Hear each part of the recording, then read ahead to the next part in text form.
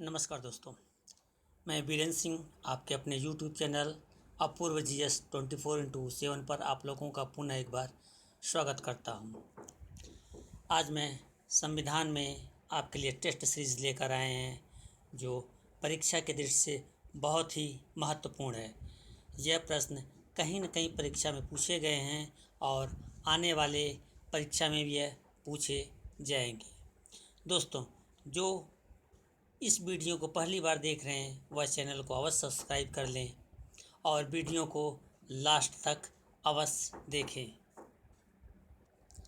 तो चलिए हम लोग पहला प्रश्न देखते हैं। दोस्तों, आंसर बताने से पहले मैं आप लोगों को 10 सेकंड का समय दूंगा जिससे आप लोग खुद अपना मूल्यांकन कर सकें और कमेंट बॉक्स में कमेंट करके बताएं कि आपने कितने प्रश्नों का उत्तर सही दिया है। तो चलिए हम लोग आज पहला प्रश्न देखते हैं। भारत के गणतंत्र का अर्थ है सभी मामलों में अंतिम अधिकार जनता के पास, भारत में संसदीय शासन नहीं है, भारत में वंशानुगत शासन नहीं है, भारत राज्यों का संघ है।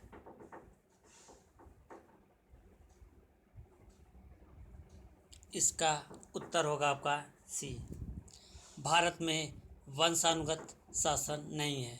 दोस्तों, हम जानते हैं कि हमारा जो राष्ट्राध्यक्ष है, जो राष्ट्रपति है, उसका प्रत्येक 5 वर्ष पे चुनाव किया जाता है। अब हम लोग देखते हैं अगला प्रश्न। समाजवादी तथा धर्मनिरपेक्ष शब्द संविधान की प्रस्तावना में सम्मिलित किए गए हैं। 41वें संविधान संशोधन द्वारा, 42वें संविधान संशोधन द्वारा, 43वें संविधान संशोधन द्वारा, 44वें संविधान संशोधन द्वारा।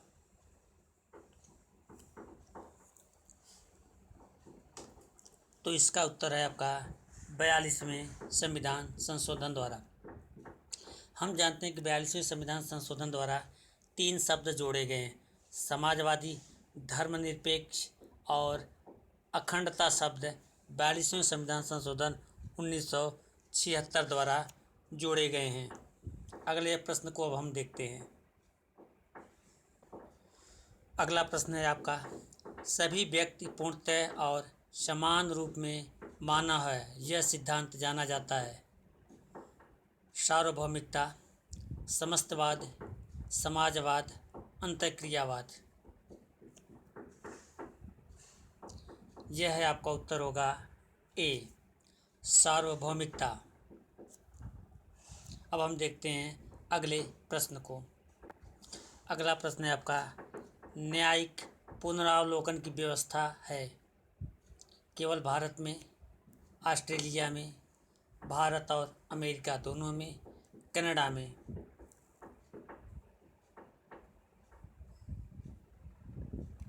इसका उत्तर होगा आपका सी, भारत और अमेरिका दोनों में। दोस्तों, कुछ मिस प्रिंट है, इसको ध्यान रखिएगा। न्यायिक पुनरावलोकन होता है। तो हम लोग अब अगले प्रश्न पर चलते हैं।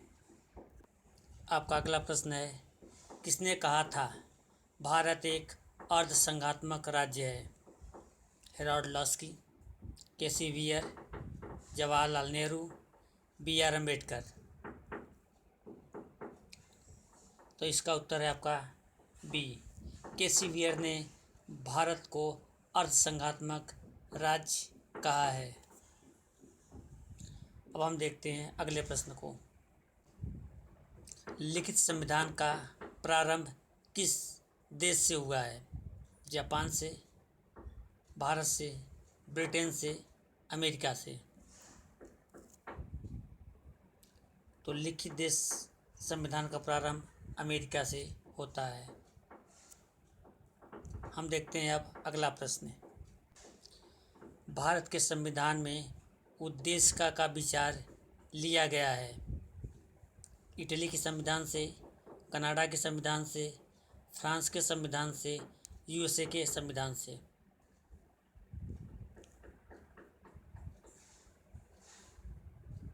इसका डी उत्तर है, USA के संविधान से। उद्देशिका का विचार यूएसए के संविधान से लिया जाता है। हम भारत के लोग यूएन के चार्टर से लिया जाता है तथा उद्देशिका की भाषा ऑस्ट्रेलिया के संविधान से लिया गया है। अब हम देखते हैं अगला प्रश्न। आंध्र प्रदेश एक भाषाई राज्य के रूप में गठित किया गया था 1950 में, 1953 में, 1956 में, 1961 में। इसका उत्तर है बी। आंध्र प्रदेश का भाषाई आधार पर प्रथम गठन 1953 में होता है। यह भाषा के आधार पर प्रथम राज्य है। अब हम देखते हैं अगले प्रश्न को। छत्तीसगढ़ राज्य अस्तित्व में आया था 1 नवंबर 2000 को, 9 नवंबर 2000 को, 10 नवंबर 2000 को, 15 नवंबर 2000 को। तो इसका उत्तर है आपका 1 नवंबर 2000 को। हम जानते हैं कि अटल बिहारी वाजपेयी की सरकार ने 2000 में 3 नए राज्यों का गठन किया था।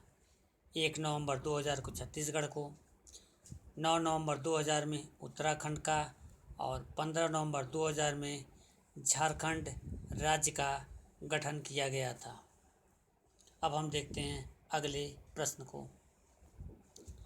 भारत की संघात्मक व्यवस्था निम्नलिखित में से किस देश से संबंधित है? कनाडा से, यूनाइटेड किंगडम से, संयुक्त राज्य अमेरिका से, आयरलैंड से।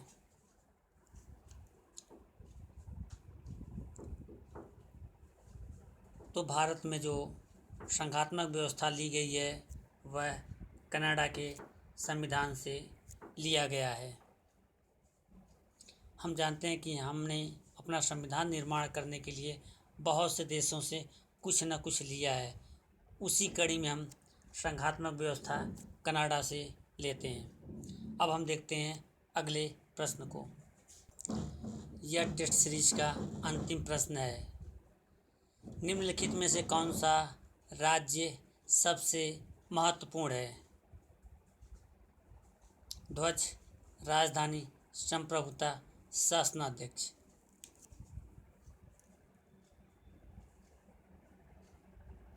तो इसका प्रश्न है आपका संप्रभुता।